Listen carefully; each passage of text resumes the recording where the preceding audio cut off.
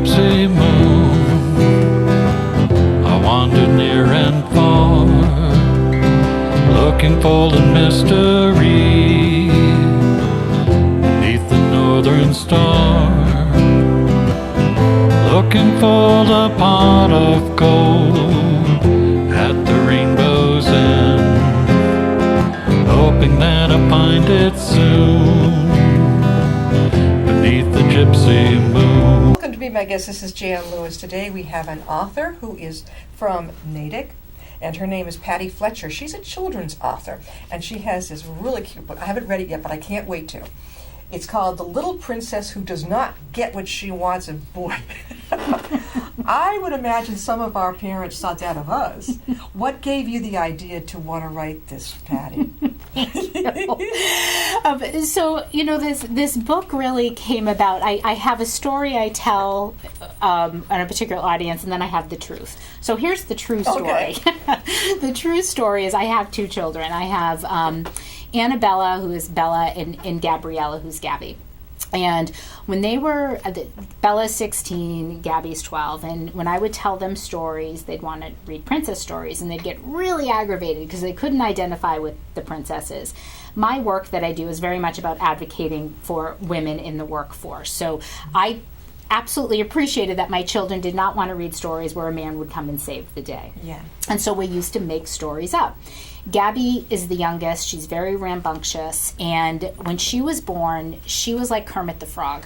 She was this little tiny body with these huge hands and swim fins for feet. And so we used to make up stories about her big feet. And that's what this story is ultimately about, where this little girl, she's a princess, but she's kind of a quirky princess with skin knees, and her tiara's askew, and she wants to be big like her sister, like most younger siblings do, and she takes a bean that grows her feet instead of her body. And the whole thing that I bring in, the other part of my life into this, is what research shows us is that young girls are told to be perfect, right? Right. A+ in school, try your hardest, bring the apple to the teacher. Bring the B home, it's not good enough. Yes, it's not. After a while, you're like, why do I try? Exactly, and that's exactly right. Or Trying to get that B was the world to me. it was, but I'll tell you, and then there's things like with math. Oh. Oh, yes. No. Yes, That yes. was terrible. Well, but... In Ooh. high school. Well, let me tell you. In high school. So there's this research, I think it's probably 4th grade, 5th grade, that they've done over a few years, and this dates back.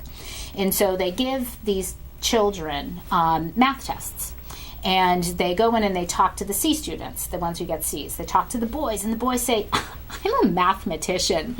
I'm probably going to, invent something. I'm amazing. And they talk to the C girls who say, I'm really bad at math. I'm just not going to do it anymore. And so feeding into this whole you have to be perfect is very, very difficult. It works against us in the workforce where it's all about progress, not perfection, right? Yeah. And so it really did inform this story. That's the official story I tell about this, where, you know what, you're going to try things. You're going to break the rules, which is what she does. She goes against her mother's wishes. Yeah. She breaks the rules, and she doesn't actually end up getting what she wants. And guess what?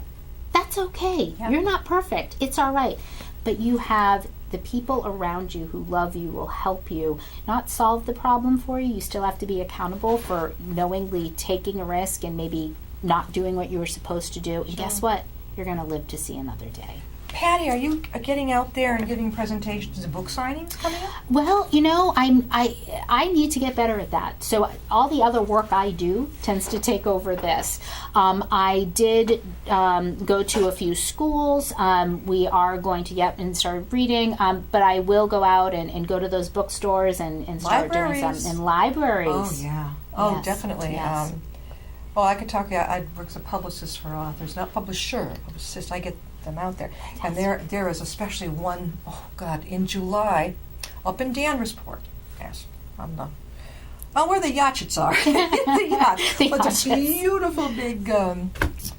What is it called? It's a country club thing, and A yacht club? huge ballroom, and it's filled on that day in July from 4 to 7 with authors from all over the lot. They fill this big ballroom, all different genres of books, and then even now they're using the basement. And you can always look out over on the balcony, look at the boats and everything. You could eat in the restaurant downstairs. I always send when my authors go and enjoy it. Even if you don't sell one book, get up and go meet the other authors. Carry your book with you. Make sure you take somebody with you so you can not only go to the John, but so you can get up and walk around. Yeah. Because that author next to you might know somebody who is interested in booking you.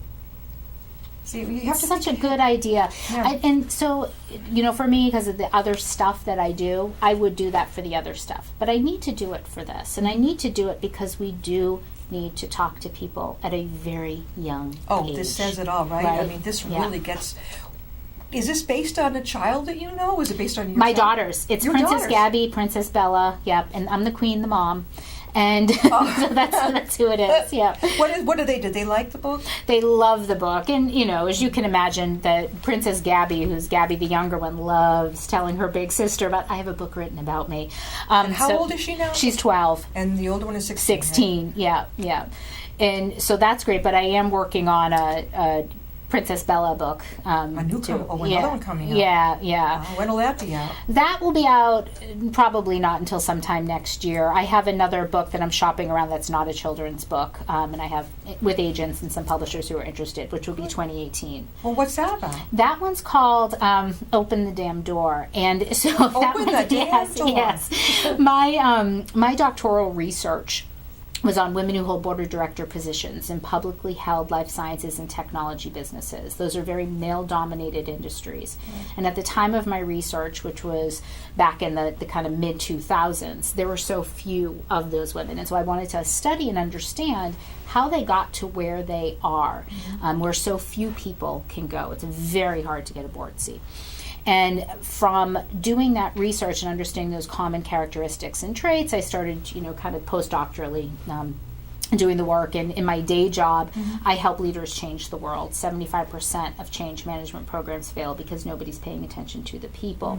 So I know how to be part of that. And it tends to be women executives who I work with and their teams. And so this book is kind of the anti-lean-in book, the Open the Damn Door, whereas my research focused in on that glass ceiling that so very few people can actually impact.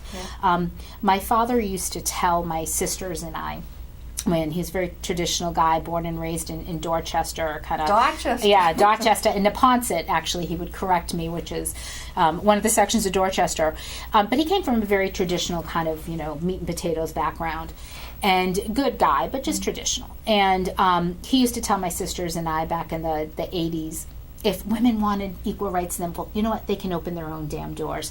And so I started going, and I thought, you know what, that's actually really good. Yeah. Let's stop doing this because very few of us can actually impact that glass ceiling. Instead, let's talk about opening the door for ourselves. And so in an anti-lean-in way, where so many books talk about fixing women to act more like men, this little girl, Princess Gabby, she is who she is. I don't want to fix her. She's perfect. Perfectly imperfect. Did you illustrate this? Actually, my mother-in-law did. So, yes, my mother-in-law who lives in England. My husband is from England, and his mother, who was born and raised in South Africa and then moved to England with my father-in-law, she's been an artist her whole life, never really pursued it until retirement age, and we decided to collaborate on this. You know what I like about it?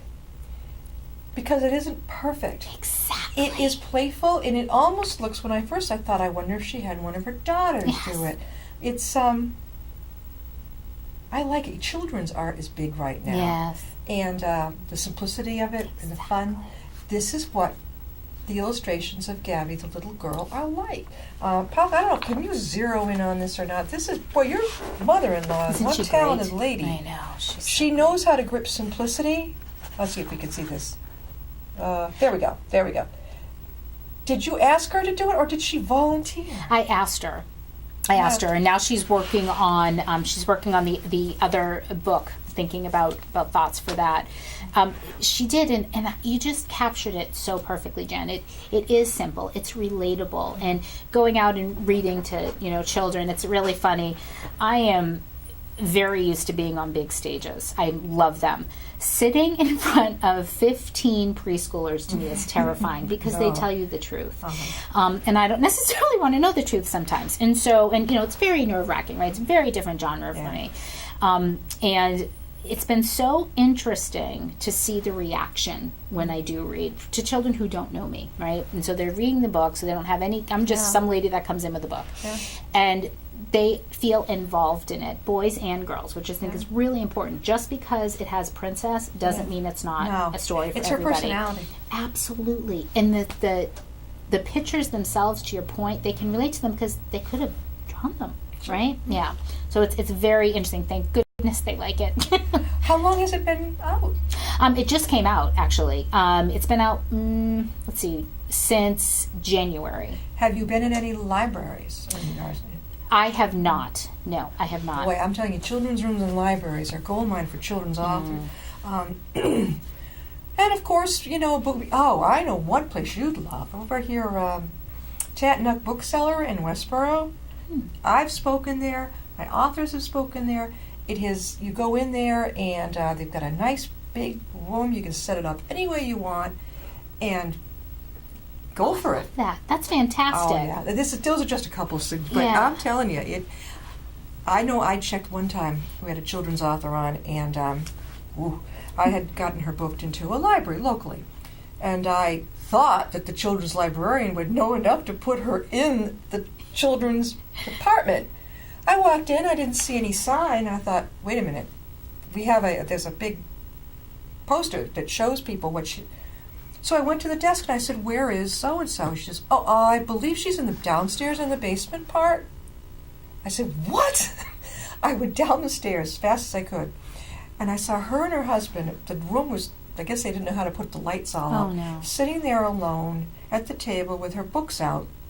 I said, what are you guys doing down here? Well, that's where she put us. I'm like, well, that's not where you want to stay. I said, where is the children's librarian? Well, she's at lunch right now. I said, I don't care. This is not what the agreement was. I said, I'll take care of it. So I went in. I said, I'm sorry to disturb you, but we got to I'll move her. You just eat your lunch. I'll move her upstairs. She wasn't too happy. I don't know why, but we did. We got her up there. I got the sign right there. So the parents, first thing they saw when they come in that room is in the kids. She sold 10 books in an hour and a half because I moved her. It's all about being in the right room.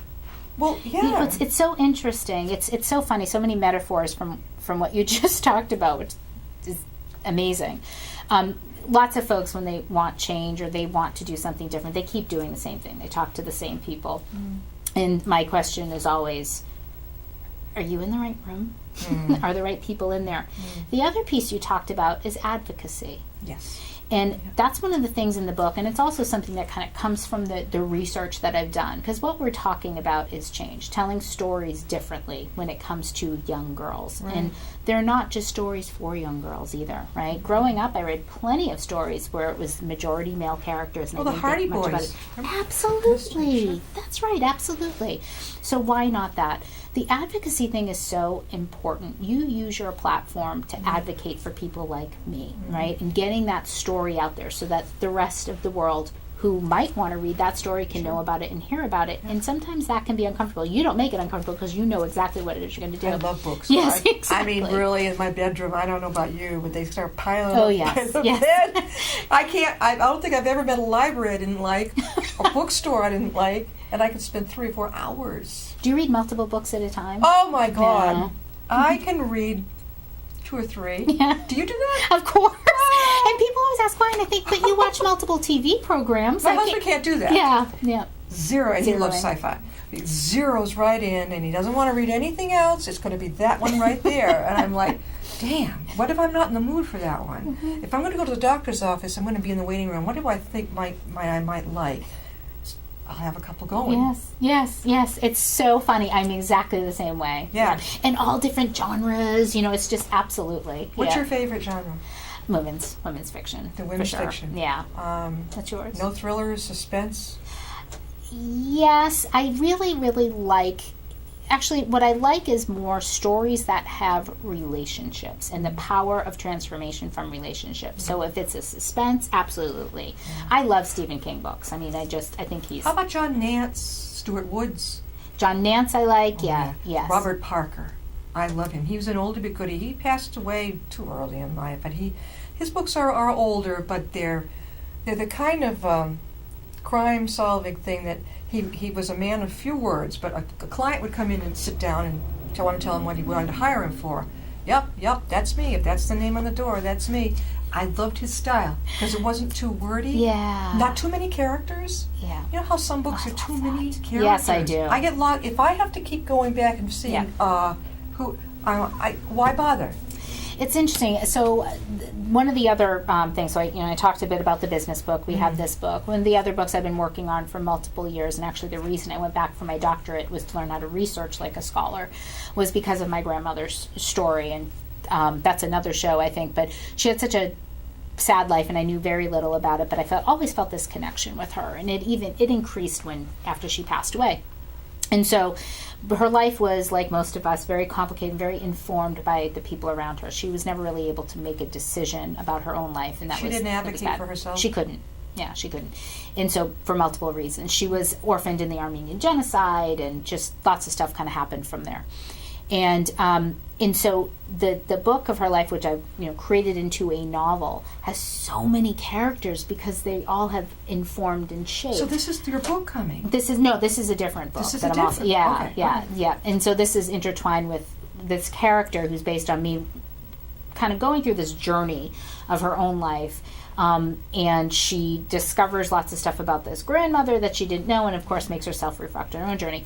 And so the struggle I've had is, how do I trim back these characters to make it something that somebody could actually read who doesn't know the story, right? Don't trim them back. Don't. Oh, I wouldn't. They sound fantastic to me. Oh, wow. I wouldn't trim back my great-grandmother, or I think it was my great-great-grandfather Jocelyn was the founder of the Jocelyn rifle in the Civil War, and the government would buy it. I've never met him, obviously, but I wouldn't trim back anything I've learned as a kid through the years. Yeah. If they said he had a sense of humor, but he had a rotten temper, I would include. If I was I'm a memoir ghostwriter. I write for other people, but if I was to create, I think, a story like you do, I don't think I'd leave that out. I would think, nope, I'm gonna put it right in there. Yeah. Your grandma sounds like she had probably so much potential, but she just couldn't advocate. She couldn't do it. And nobody around her did it for her? No, it was very sad. So her story, she's the youngest of like 9 or 10 kids. And in Harput, which no longer is called Harput, Where Turkey. is that? It was in Turkey. Yeah, and so it was 1915. The Turkish government, the Ottoman Empire, at the turn of the century, had tried to get the Armenians out. Didn't work because the scholars had kind of stepped in the Armenian scholars and let everybody know. Okay, so then they come back like 15 whatever years later and say, we're going to start with the scholars. Well, my great-grandfather was one of those scholars. So when my great-grandmother was pregnant with my grandmother, my great-grandfather was taken away and never seen again. When my grandmother was 6 months old, her mother knew that the soldiers were coming. She told her older daughters, who were at the time, the two older daughters who were 13 and 14 at the time, to go to the church and pray. Told her sons, who were also teenagers, to go to the mountains and hide. She hid my grandmother, who was 6 months old, in a bureau drawer, and then her 8 or 9-year-old daughter, she hid her somewhere else in the house. And then my great-grandmother went out and kind of caused a ruckus, right? And so they killed her. She knew she was going to die. So she did that to take the absolutely the attention away from the children. That's right. And she sacrificed her own life. She sacrificed her own life. And then and so then what ended up happening was the soldiers would come to go to the churches, and they would burn the churches down, knowing that you're either going to die in the church or come out that one door. And so my two great aunts came out that one door, remembering they were young teens, right? In order to save their family, they were given an ultimatum to marry this Turkish general and his brother, who were in their 50s at the time. So these very young teens married these two men. Oh my God. And they took my grandmother, who was 6 months old, so an infant, with them, and raised her for the first 4 or 5 years of her life. And those two young ladies were basically imprisoned and had terrible things happen. The second oldest was able to flee with my grandmother by the time my grandmother was 4 or 5. And where did they flee to? They fled to where the rest of the family, their siblings, were, with the exception of one sibling who was here, which happened before the genocide. They fled to Syria, to a refugee camp. And Syria. Yeah. Look at our Syria. Look at it now. Before I forget, we want to make sure, Patty, how can people get a copy of your book? Absolutely, yes. So you can go to Amazon and you can search the title, or you can search my name. So you can search the Little Princess Who Does Not Get What She Wants. You can also visit my website, which is www.doctor, so just dr, drpattyfletcher.com. And you can find out all information about me, as well as be able to get links to the book. And if you live locally, whatever, come on over to the Upton Library, because there will be on our author's wall, a dedicated wall for most of the authors, if not all of them that I know of on the author's wall, have been interviewed here on Be My Guest. And you can find a copy, bring your little daughter and your little son with you, whatever, and you can, grandmas too, bring the kids. And I like to have children's authors on. I don't meet that many. I don't know why. Fantasy is big right now. Mm-hmm. Oh, yeah, yes. I'm not into fantasy. Mm-hmm. It's got to have at least a chance of being that it could be real Right. to me. To relate to it. Fairies and Yeah. unicorn, no, I can't do it. Yeah. Not that it isn't good. Mm-hmm. And their covers are amazing. Yeah. But now, was this self-published, Patty? This was self-published, yes. It's my first experience with self-publishing. Yeah. Did you and, like it? Yes. I recommend it to the authors. Yeah, yes. I mean, I paid the extra to have a concierge because, I don't want to have to manage stuff. So I liked the amount of control that I had. Yeah. That I liked. The Create Space thing? Yeah, so I did this through a Simon & Schuster branch, through Archway. But I liked I liked that this was my book. Yeah. Right? When you're working with a publisher, you're sharing power. So I like that. I also liked how fast it was. Yeah. I mean, How long comparatively did it take speaking, you between you put your order online and you got the books delivered to your home? 6 months, but I was the holdup. A whole time. I was the holdup, yeah, just because I'm kind of always somewhere else. So it was hard for me to So what do you think it might have been? Oh, it would have been 3 months. It would have been very, very Okay. fast. All right, that's pretty good. I'm doing the memoir of a lady right now, and she's so okay. When I get we get the manuscript done, and I start on the Create Space. How long? And I'm like, well, you know what? It's been a long time since I've asked somebody, and here you are. So I'll tell her about 3 months. Yeah. Yeah. Yeah, it's about 3 months, and that's their normal pace. Truly, I was the bottleneck, so it's not, But then, if you start doing things like editing, you know how that goes. That will add in time. But yeah, it's very, very fast. Whereas for the business book I just talked about, as we both know, right, publishers work 12 months in advance. So we're looking at a 2018 publication date for that. Yeah, I know a lot of people when they want to do the self-publishing. I say, I would go for that. I said because let's say you submit your transcript to like one of the big name publishers. What are the odds you're going to be wasting a year or whatever waiting to hear from them? And when you hear from them, I hate to say it, but it may be a no. All that time, the heck with it. You could have gotten that book out, had speaking and signings, and already been on your way. Yes. On your way to getting it done. Yeah. Now you said a business book. You've got Yes. the business book is coming out. Yes. When is that going to be out now? That will be out next year in 2018, and I'm hoping in Q1. That sounds really good too. So, besides being a wonderful author, what do you do? What else do you do? You do everything. You've got two girls, so that's being a mom. I do. Anything else? I do. So I am always on the speaking circuit. So I, again, talk a lot about transformational leadership, how to have large-scale transformation in organizations. I work in technology. So on the topic of diversity and inclusion, I work with a company like SAP that's focused in on enterprise software. 74% of the world's economy runs on SAP. And so let's work with them in using things like artificial intelligence and machine learning to interrupt decisions. There are 150 different unconscious biases at play at our brains at any given time. We've identified the 9 key decision points that impact who gets hired, who gets promoted, all of those things that influence women in the workforce and men in the workforce. So I do a lot of work on that. So consulting, working with leaders, C-suite executives to be able to harness talent, like I said. I also write for the Huffington Post, Inc. magazine, and The Guardian. So You're some a busy writing there. girl. Yeah, but I love it. It's Do you important find in work. companies, Patty? Do you find that in companies? I've noticed this that.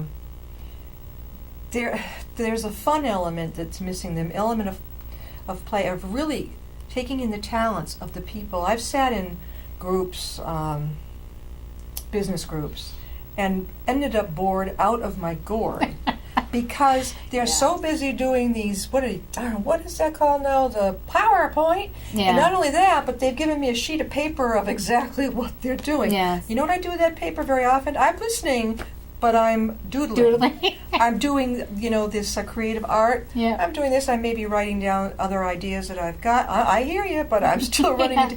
One thing that really drove me out of one group on my own was I just couldn't... It became so clinical business-like that they had forgotten while we were volunteering there. Each one of us, everybody has a talent and a reason for wanting to contribute. Why didn't they take the talent? They kept focusing on one volunteer who was a terrific techie person. Mm-hmm. Even at meetings, was rude. He'd sit there going like, and they thought he was, what? And I thought, boy, you're missing a lot of people at this table. I put in about 5 years, and I said, you know what? It ain't going to change if nothing changes. Mm-hmm. I said, I'm only one person here. The others seem to want to be like sheep. Mm-hmm. I can't be a sheep. Mm-hmm. It took me 5 years, and I gave them plenty of time to churn things around. It was a new group. But, who's that guy? Richard Branson. What he does with his employees, he makes sure that they enjoy coming to work. There's an element of fun. Something like that. Yeah, and Warren Buffett's also very, very good about, here's your area of responsibility. Okay, I'll see you later. Yeah. Right? And here's your area, here's what I expect as impact or outcome, how you actually get there. But your talking point is really, really important. So we all talk about diversity, right? By 2045, there'll be no master race in this country. Yeah. There's no such thing as a minority. It's just underrepresented populations. We, 50% of the workforce are women. We, for the first time, have 5 generations in the workforce. Soon, we'll stay at 5 for quite a long time. We have the digital natives who expect something different, with their relationships. It is incredibly difficult to be a leader of a diverse team, even though we know that hearing why you're at the table and why somebody else, very, very specific kinds of things, such as not only God-given talent, but your experiences and where's passions your interest? and How can you help this group? absolutely, what's your why, right? Yeah. And there's all sorts of things we can talk about it for another book. The other book around, yeah, exactly. the Shut the Front Door book. I'm sorry, Open the Damn Door book. Open the door, yeah. You wanna shut it. Not shut it. Is although that's exactly what happens, is how actually difficult it is, because there's so much of that unconscious bias around, let's listen to him, and men are very hierarchical in their decision making. And for the rest of us, it kind of shuts us down. There's a lot of work people should be hiring teams and not individuals. And so it's one thing to say it, it's another thing to do it. And so that person who is running that group, their job is to harness all of your talent. But that's not what was happening. It began to feel like, in school, one or two of the kids was singled out as being, yes. I thought, good night, I don't want to go through that Yes. again. I really don't. Been there, done that. Yeah. Listen, The Little Princess Who Does Not Get What She Wants by Patty King Fletcher. Patty, again, how can they get your book? Please go to Amazon and look up The Little Princess Who Does Not Get What She Wants. I will be, thanks to Jan, actually getting out there and promoting this book. Right? I think I wrote the darn thing. Shouldn't I be out promoting it? So please do that, and also visit my website, drpattyfletcher.com. Patty, it's been fun. It's been a wacky day. We were sharing this before the show. I mean, I can't tell you how strange it's been. We haven't got the time, but I don't know what's coming for the rest of the day. Drive safely. Thank you. I know. Let's hope for the best. Oh my God. I was going to ask you before you go. Is it Natick or Newton? Is there a bridal shop called La Sposa Bridal? I don't know. It was in Newton. Well, that's where I'd gotten my bridal gown. Oh. And I remember thinking about it. I don't think I even cared at that point, but I just went and that's that the one. Yeah. Yeah. Thanks. Now you're going to come on. Let me know when your next book comes out. I will. Thank you so much. You're welcome. Thank you. We'll see you next time. I'll be my guest. Riding on a shooting star, heading out toward a dream. Tomorrow's even closer than it seems.